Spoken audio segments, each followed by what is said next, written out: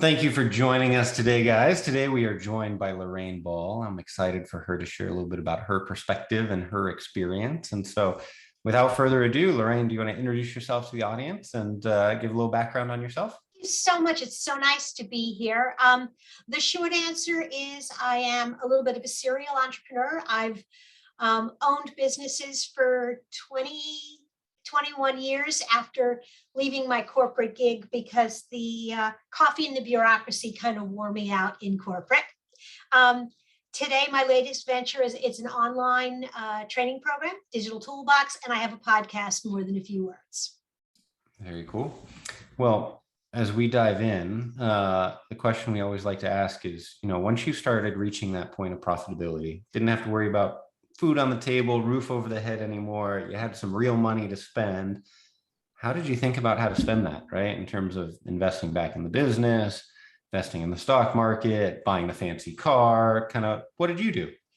So I've never been a real fancy car. I do love a good convertible, but for me, and we were talking a little bit about this before we started recording, I actually didn't have a lot of money, but gambled on real estate. I was thinking about moving the business out of my home. I had employees. It was a little bit chaotic. Today I probably would do it virtually, but that really wasn't necessarily how you did it 18 years ago. And so I was looking at renting, and a friend of mine said, "Hey, well, what do you think about buying a small house?" And so that we kicked it around, and I'm like, okay, I don't have money for a down payment. And I worked with a very creative broker who said, you've got a retirement account from your corporate days. And I'm like, well, yeah, but I can't take that money out because I'll pay all sorts of tax penalties. And he says, well, you don't have to take it out, but you can borrow it. And so what I actually did is I borrowed from myself. I took out a loan that was payable back to my retirement account, so it wasn't considered a disbursement. And I bought a small building. It was a little house in a residential commercial area. I did it with a partner, and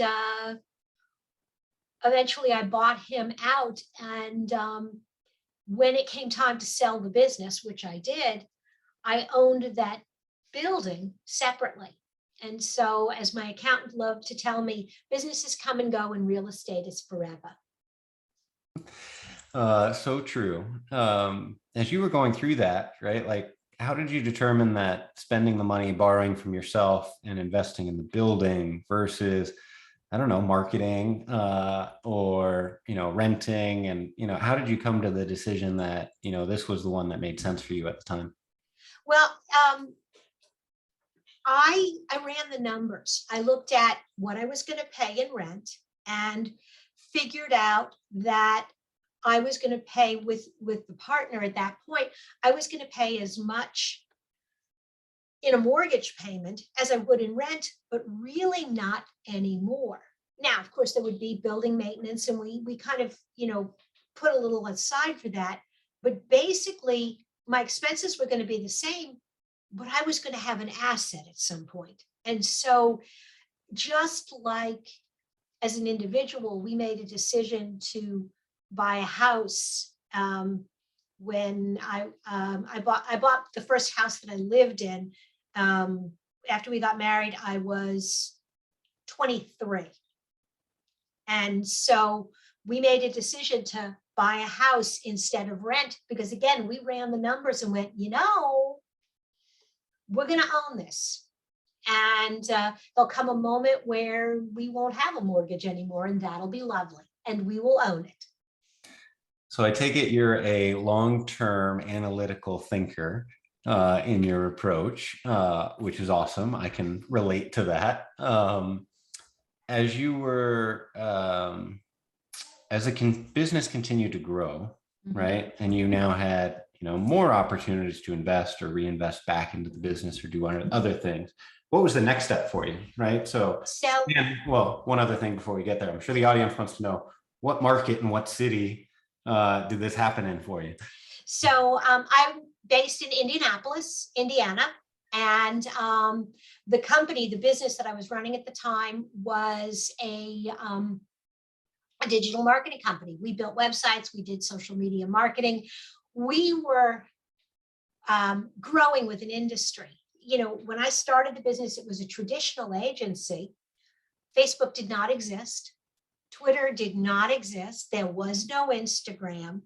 So small business marketing was a very, very different, it was a different beast. And the business model really changed overnight. And so just when I thought I had all the pieces in place, well, things kind of changed. For us, the investment, as I started to get employees and I was competing with other larger firms, there weren't a lot of things that I could do salary wise because we weren't a huge business. But I could do a 401k and I could do it for my employees and for me. So I had money from my corporate days and I had that and I was paying myself back. So there was that. But I went ahead and created a simple IRA for my team and for myself and maxed out what I could put there every year. I have a mixture of some very conservative mutual funds and some moderately interesting funds and some stocks and some companies that I just really like.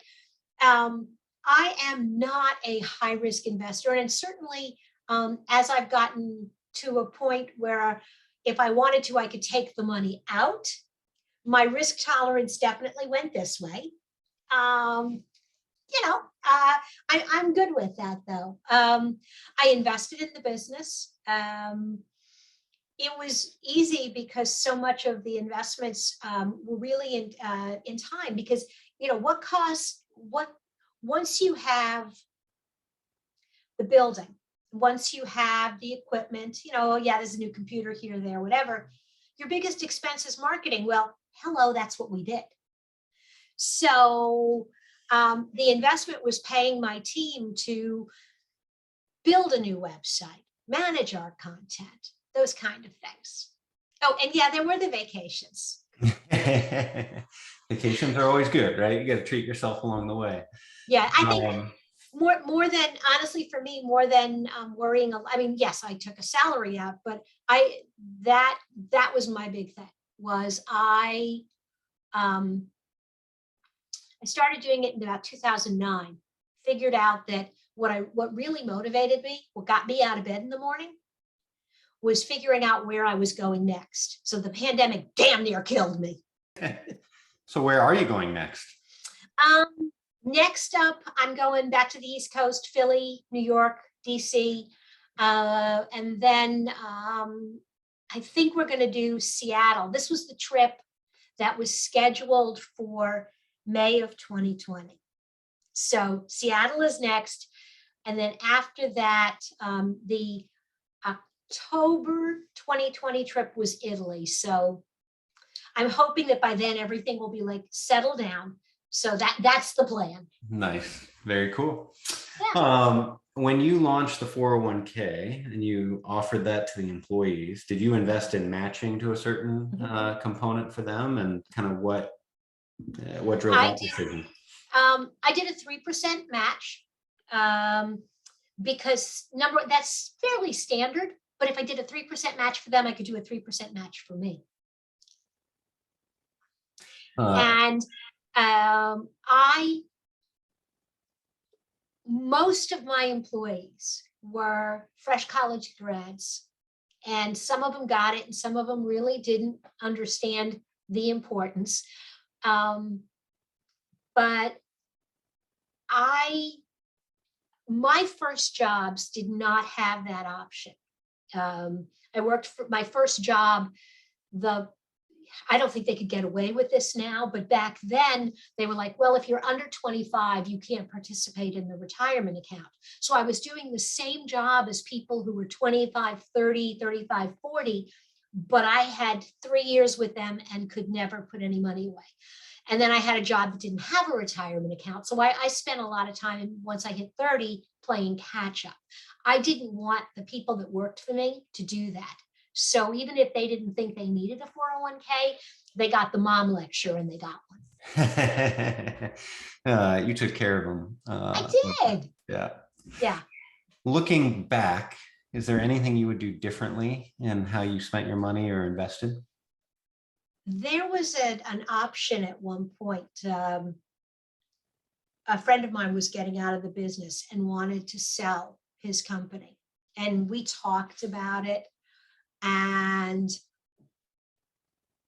I think that might have accelerated my growth a little bit. Would have been a little bit of pain, but it wasn't a huge investment because it really wasn't. There wasn't a lot there, but there was an interesting business model there. The good news is in talking to him and getting a chance to really dig in and see how he ran his business, I learned a few things. So, it wasn't a complete waste. But I think maybe that might have been an interesting opportunity. One of the things I'm glad I didn't do was my partner. Remember I said I bought the building with a partner? Right around the corner, there was a bigger building that went up for sale. And we hadn't been in the space very long. And my partner was like, oh, we should do this. I'm like, we have a building.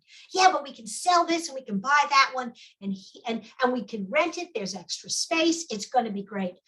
And we went back and forth. And I just put my foot down and said, no, I don't want to be a landlord. I'm fine where we are. Fast forward 18 months, his business went belly up and I had to buy him out. And I was really glad that I bought him out of the small building and not the large one.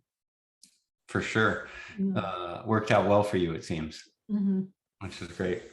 What's the most exciting thing that you're working on these days? I'm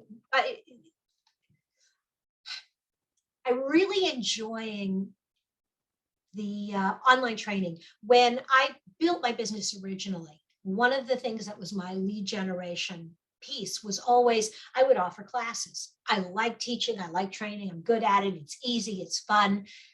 And I set it up as a separate company about 18 months before I sold, because we also did a conference as part of it. And I wanted to keep those two entities separate. I wanted to have some protection for Round Peg if the conference didn't do well, if something happened there. But also, if I kept them separate, I could have other marketing companies participate and co-sponsor with me. They wouldn't do it if it was just owned by my agency. Well, the good news is when I sold the business, having created those separate entities, when I sold the business, I could keep the digital toolbox piece. And that's really where I'm having fun right now. I like the content development. I've sold the courses. I'm licensing the classes to some people. I've got some big associations that are buying them. And then I also sell subscriptions to individual businesses. And it's fun. What's the most in-demand class or the topic that you're enjoying? I'm assuming creating more content, right? That's on the horizon that really has you excited. The course that is definitely the one that, and it surprised me. I didn't think this one would be as popular as some of the others, but it's called Content-Based SEO. And it comes from my core belief that most companies do SEO wrong. And they obsess about keywords and they obsess about Google. And the bottom line is that Google doesn't write us checks. People do. And so taking an approach to SEO that really starts and ends with the customer, Google will pay attention. They'll catch up. You'll do way better. And so that's the course that I'm really having a lot of fun with. That's the one that seems to be in demand the most both from individuals and again, from associations that are like, we want to offer this class to our members. I presume the key components of that are creating engaging content that's adding value to whoever the target audience is, instead of trying to jerry rig it with keywords. It absolutely is. It's really about answering the questions. And so the game becomes figuring out what are the questions that people are asking when they go to Google. And, you know, Google will actually tell you if you pay attention. Because you type in a question and they'll go, oh, you are interested in that question? People also asked. And now you have 25 questions, and that's 25 blog posts, videos, podcasts, you name it. It's all there. And each piece of content that you create, again, it adds value. It's answering a real question. The fun thing is sometimes taking those questions and going to somebody's website and going, well, this is an important question. And the person's like, oh yeah, I get asked it all the time. And then you take that question and you paste it into the search bar on their website and nothing comes up. Wah, wah. What's the most powerful marketing tool that you've seen, either a third party, app or an aggregator or CRM or, piece for small businesses that you would say, hey, take your strategy, plus this has got to be in the foundational element of what you're building? And I'm pausing, not because I can't think of one, but because I'm running through my toolkit. I will tell you one of the things I really like right now is a social media scheduling tool called Publer, Publer. It's like Hootsuite and Social Mention and Buffer and a dozen other products out there. What I really like about Publer, what I think they have done better than anybody else, is every time a new software product or a new social platform comes along, they integrate with it. This was the first product I found that I can schedule Facebook pages and groups, LinkedIn profile and pages, Instagram, TikTok. They just added TikTok, Pinterest, and YouTube. And I'm sure there's something else I'm forgetting. But when I was running the agency and I was managing accounts for multiple clients, there was always a platform that we had to go in and do manually because you couldn't schedule. So I would really recommend Publer. I would definitely recommend checking it out and compare it to whatever you're using. And the other thing I really like about it is it's very inexpensive compared to a lot of the other tools. So for solopreneurs and business owners, who are doing a lot of this themselves, I love that. So this would be primarily for people who have content calendar, I would imagine, and working to figure out how that all fits in when they want to push, what that integration strategy looks like, et cetera. Yeah. I mean, you still have to go to the platforms to engage. You still have to go to the platforms if you're going to run advertising. But I'm going on vacation in the month of April. Okay. I have pre-recorded all my podcasts. I'm working on pre-recording all my Facebook Lives. I'll be done with that this week. I have pre-scheduled my newsletters and my social media. So all of that is going to run. I'll hop on once or twice while I'm traveling. But remember I said earlier that what I like is travel? Yeah. So I really like Publer because it allows me to create the illusion of intimacy. It allows me to maintain visibility. And then I can be sitting in the car at an airport, hop on, do a little bit of engagement, and maintain a very high level of social presence without making myself crazy time-wise. Nice.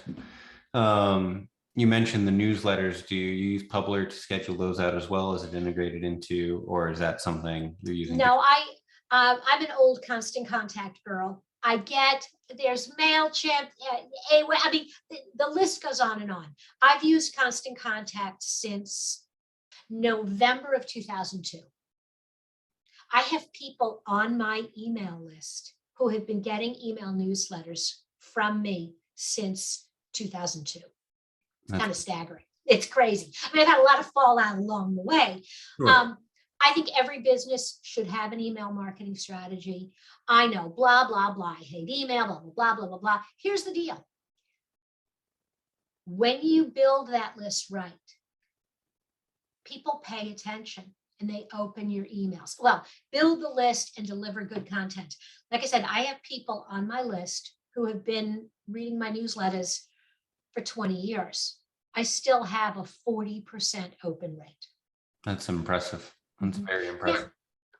I get, if you don't open it, I get rid of you. I mean, I send you an email. It's like, hey, you haven't opened anything in 6 months. Do you want out? And some people drop out and some people are like, oh, no, keep me on your list. And then I look at them again in 6 months. And if they still haven't opened anything, I take them off because they don't want to hear from me. And I don't unsubscribe them. So if they ever opt back in, that's great. But I would rather talk to 3,000 people who are interested than fool myself into thinking there's real value in an email list with 10,000 names when 8,000 don't ever open it. But I can sell you a list of 10,000 names for $500. Yes, you can. And you know, not only can I buy it, but I could also just go out into the parking lot, take $500 and light it on fire. Because I think I would get more attention from the fire that's out in the parking lot. That's so true. So Yeah, true. I mean, the thing is that you can't scrape email addresses. You can't buy lists because those people don't want to hear from you.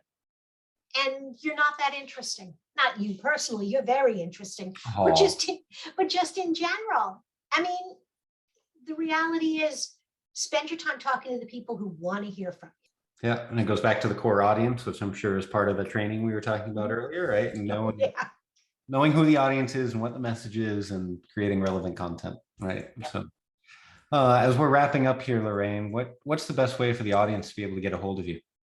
So the easiest way is if look for me on LinkedIn, Lorraine Ball. Tell me that you heard me here and that you enjoyed my conversation on the prosperity podcast. And I'd love to connect. You can look for my podcast, More Than a Few Words, wherever you listen to podcasts, and check out digitaltoolbox.club. Awesome. Appreciate the time today, Lorraine. This was fun. Thank you.